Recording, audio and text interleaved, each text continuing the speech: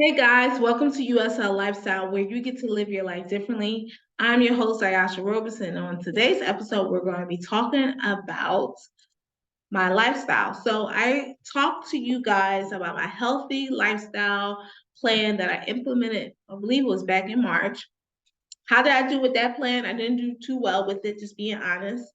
I ended up kind of like just still eating the foods that I wanted to eat, which wasn't good. However, I was already in the mindset to really start eating more healthier. So I was online a couple weeks ago and I ran into a post and I really loved this post. And I was like, the week before I started like implementing, I did like kind of like before I even saw this post, I actually did like eliminate like red meat from my diet during Lent season. And I also eliminated chicken as well. And I said, if I eat fish, it was just boiled fish or something that's baked fish, but no fry. But I was online and I saw this 14-day without sugar uh, type of lifestyle change. And I said, I can do that. So the week prior to me even learning about this lifestyle change, I actually just started just doing it because something in my energy was like, just do it. I didn't feel really good. I felt very sluggish. I was like tired. I was sleeping all the time. So, and I know we were in like more of the season of wanting to sleep. This is back in March. It was more, the days was getting longer, but it hadn't jumped into the forward into spring yet, and spring hadn't officially been there, so it was kind of all right to be in that state. However, I know I wanted to lose weight, and I know that I wanted to feel better too. So for the past week and a half, I have been doing this 14-day without sugar, which is a great way to lose weight. I actually haven't really implemented a exercise regimen yet. However, when I'm at work, I usually walk a lot. So I walk anywhere between it could be 10,000 to 18,000 steps a day. So I walk a lot when I'm at work, and when I work in the emergency room, and my office is on the second floor. So I'll instead of taking the elevator, I'll take steps. So that's a form of exercise as well. And sometimes I walk from the second floor all the way up to the fifth floor, which is the main lobby area, and walk up and walk down, walk up and walk down. So the 14-day without sugar challenge is something I saw on Instagram.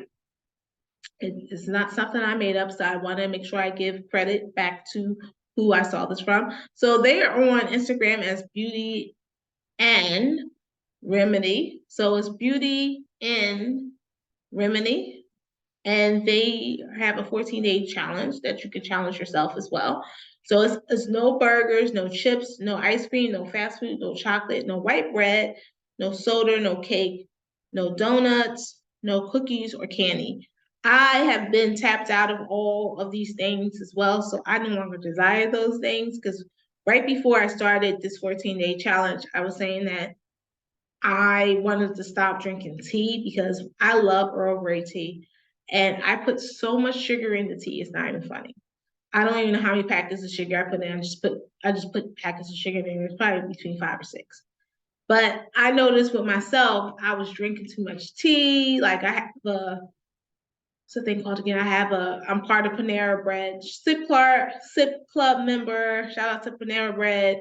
However, I know with me, it wasn't healthy for me. I didn't feel my best, and that was my own doing. I was drinking tea. I was tired, so I was drinking more tea, and I'm drinking my 4 or 5 cups of tea a day. That's a lot. So I just said I don't want to drink anymore. So I just had just something within my spirit. I just said I don't want to drink anymore. Stop drinking the tea. And then that was the week before, and then the week after, I cut out all the red meat and the chicken and things of that nature as well. Just eat the fish type of situation. And then, of course, I saw this 14-day without sugar challenge the end of March. I was like, oh, I can do that for 14 days. This is great. And it was right during the season of Lent and Ramadan as well. I can do this.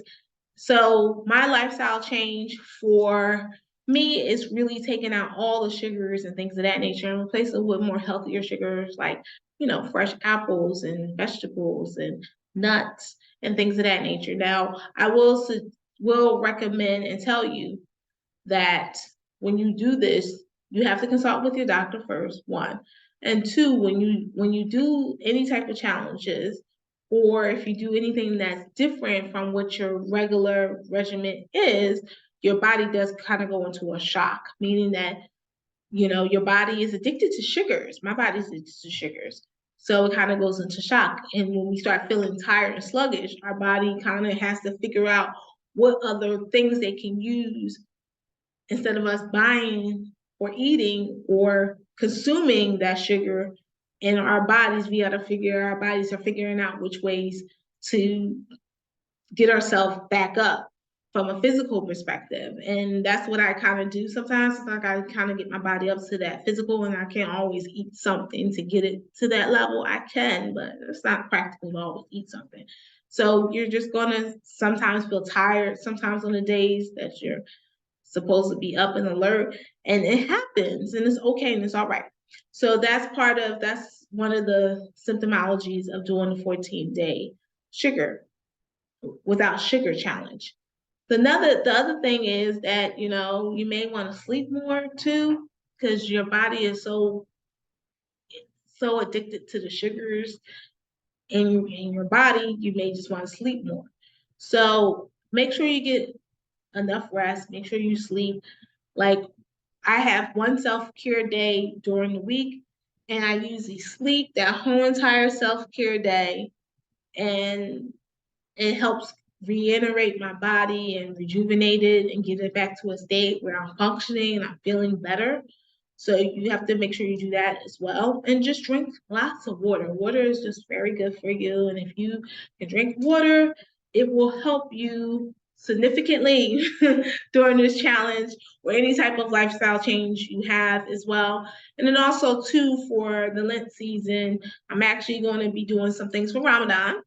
One of the things I decided to do for Ramadan, I'm not going to be fasting the whole entire Ramadan. I've done that before by doing it during Ramadan season.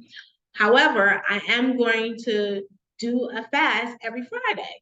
So I believe it was last Friday or 2 Fridays ago, I started actually not eating anything on that Friday. That was like kind of me contributing to Ramadan season.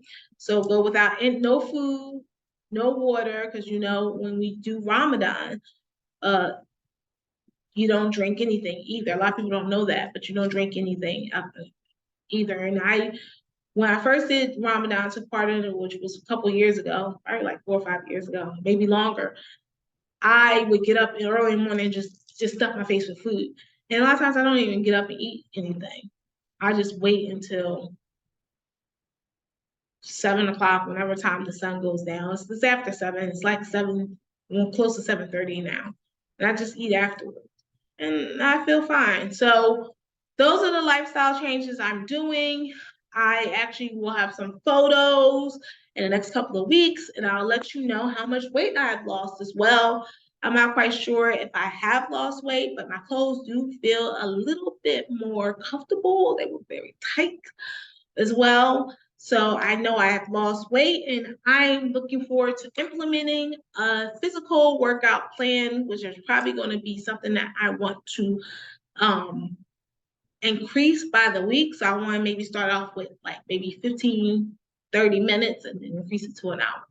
So I will let you know that on another edition, I should say, of USL Lifestyle, where you get to live your life differently. And thank you for watching this episode. If you have any questions or suggestions about my show, you can always email me, Ayasha, Ayasha, at urbansocialitesnj.com.